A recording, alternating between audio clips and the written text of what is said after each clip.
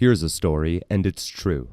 Before the birth of Christ, two men stood watching a third, the latter some distance away, grasping at something unseen to his own social detriment given the acceptable modes of behavior at the time. The first of the two men watching was a Greek aristocrat, a materialist, with a strong sense of self-causality for his effects. The second of the two men watching is Horace, Hellenic poet, whose empathetic eye for the innocent weirdo is a little too incongruent with his own celebrated status for the aristocrat to bear in silence.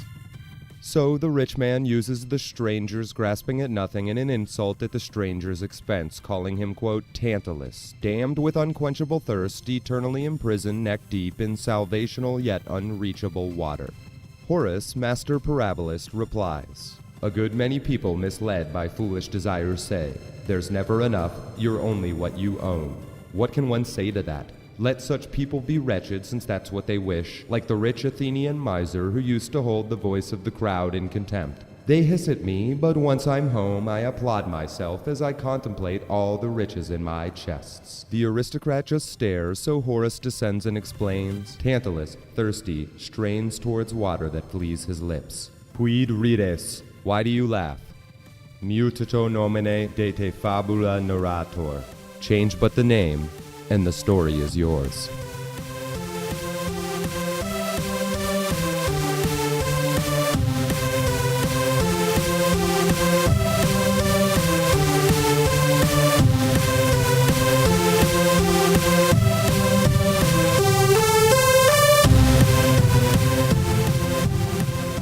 We're here with our first guest on our first episode. Let me give her a quick intro here. I met this young woman through the independent local film avenues. I think you could probably put those adjectives in any order.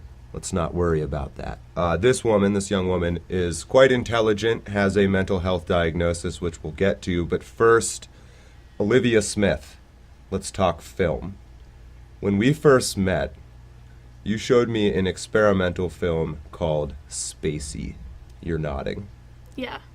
And smiling. What is it about Spacey? Maybe help us understand what an experimental film is and why it makes you smile.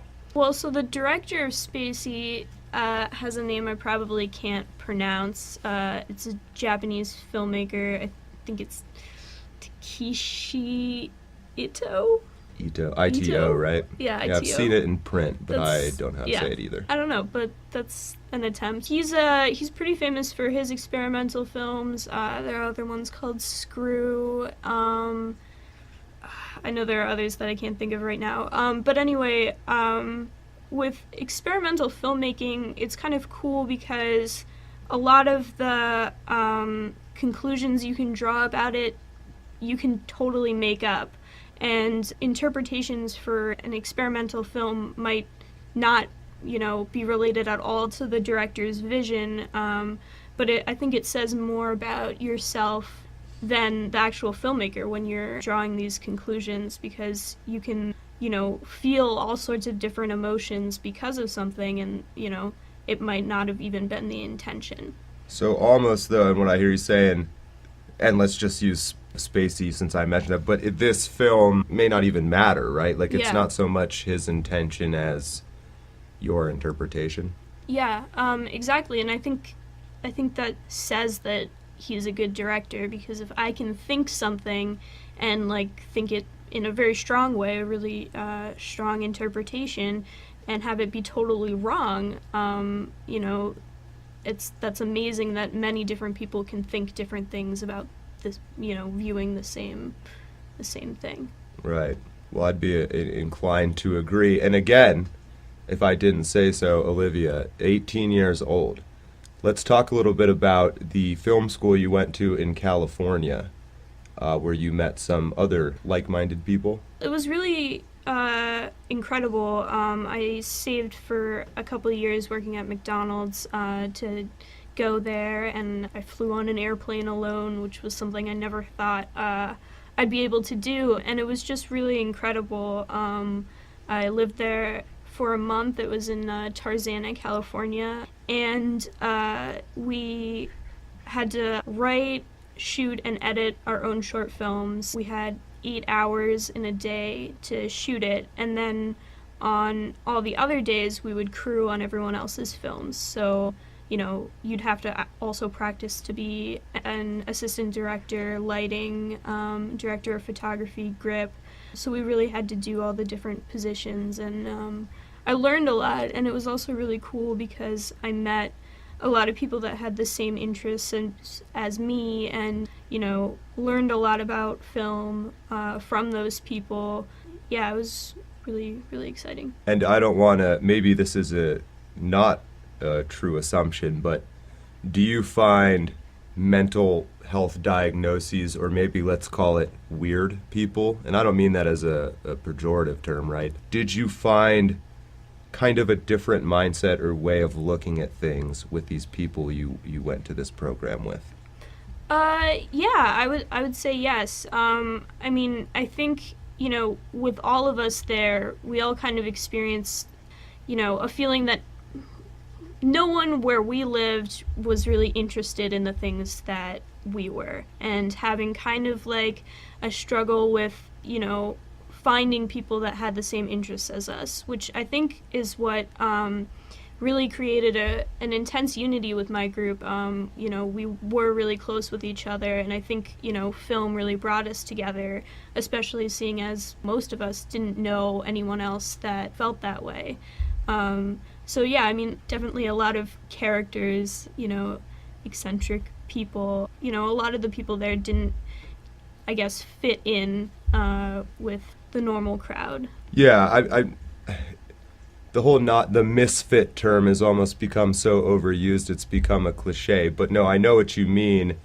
Would you say there's a comfort or maybe even a freedom? Are you able to say and talk about things and maybe even be a version of yourself that you're not able to be if you're concerned about stigmas or people's perceptions or seeing the label of bipolar or even the label of weird?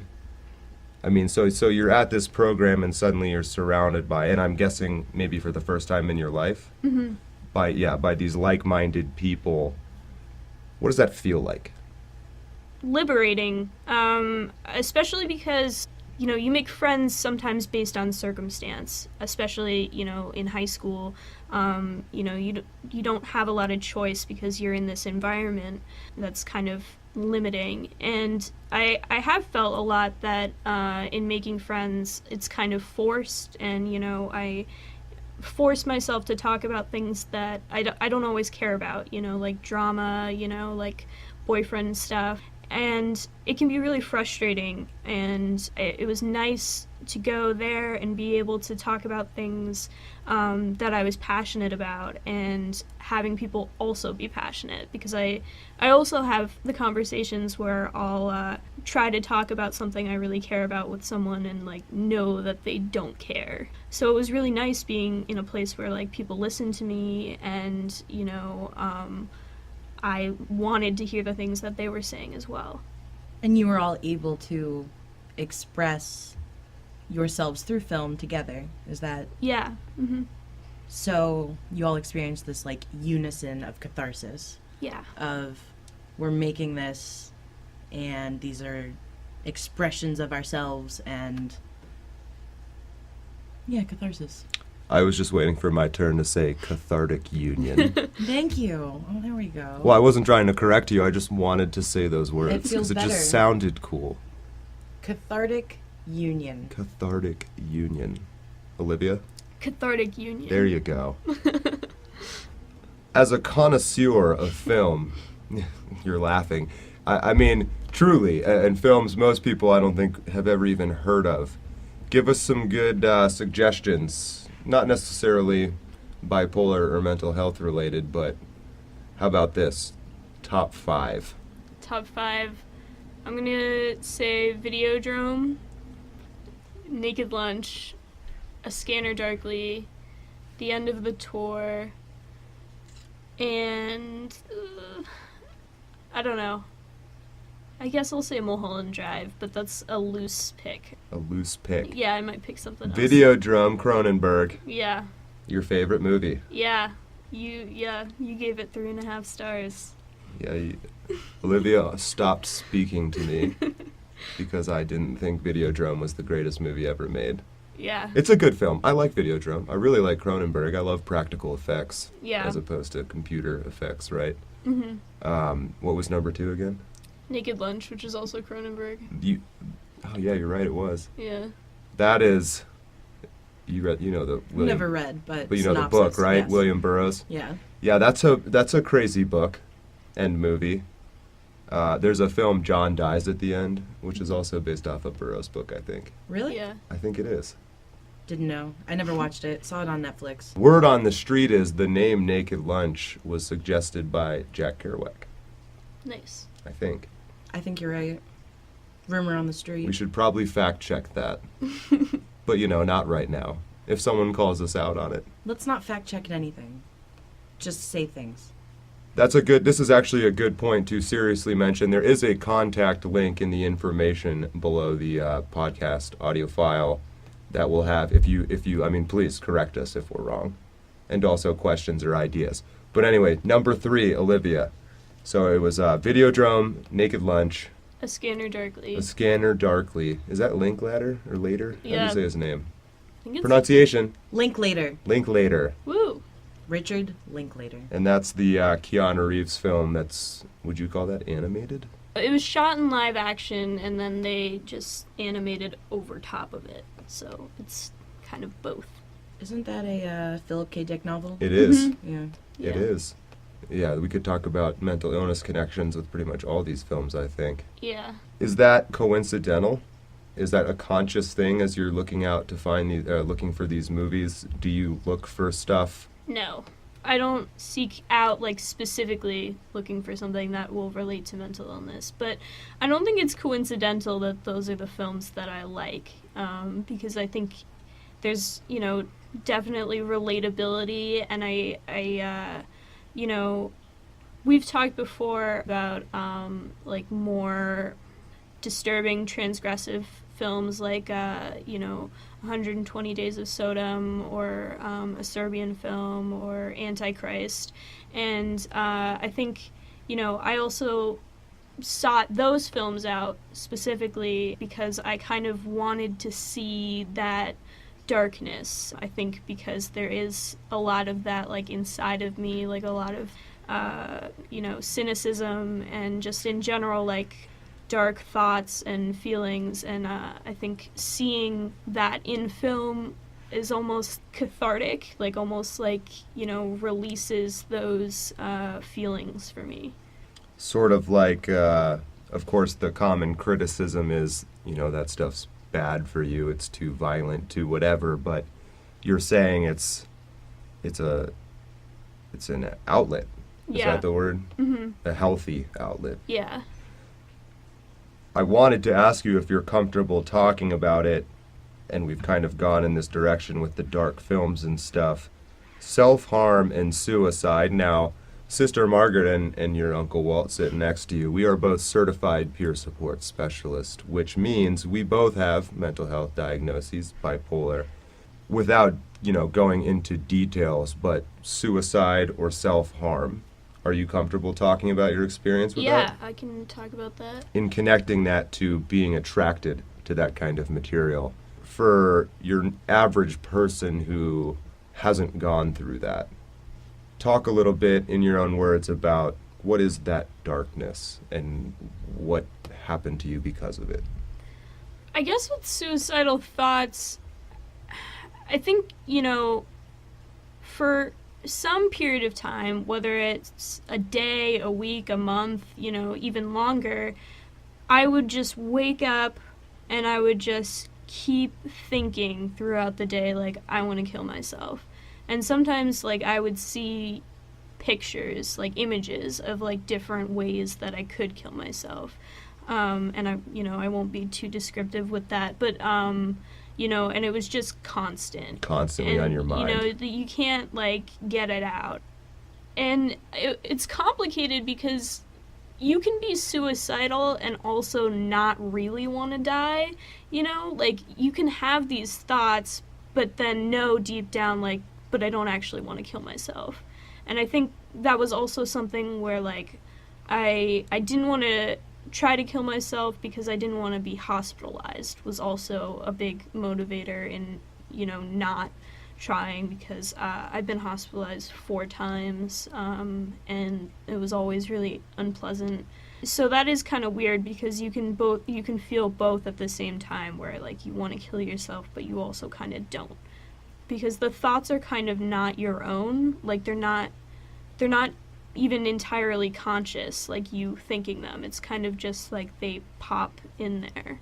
It's a weird thing. I myself don't really know a great way to articulate it.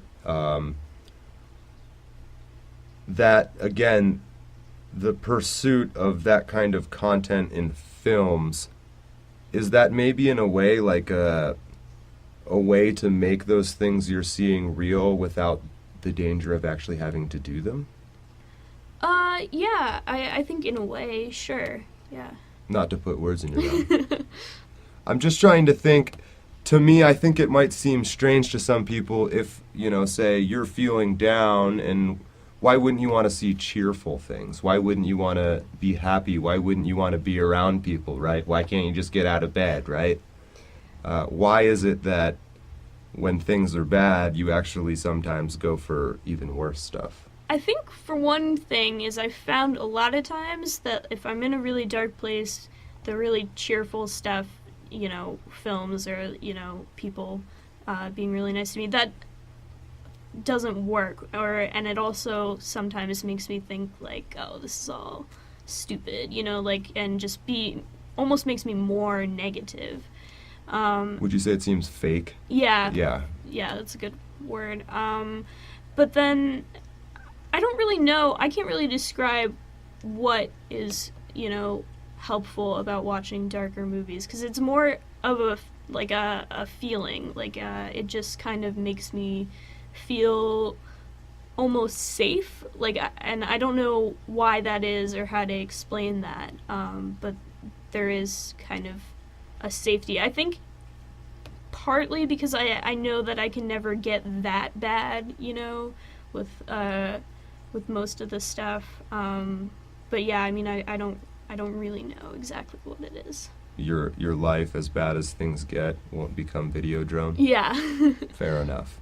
And is it also some sort of relatability? Because I know seeing something like that, or even not necessarily something worse, but even just dark and humiliating and, I don't know, David Lynchian. I know when I watch anything by Lynch, I'm like, wow, I feel understood. Yeah. It's almost like when you went to that school in California, you were surrounded by these people with like minds. And would you say maybe there's a camaraderie, to say like Eraserhead or The Elephant Man, especially The Elephant Man for me, a David Lynch film.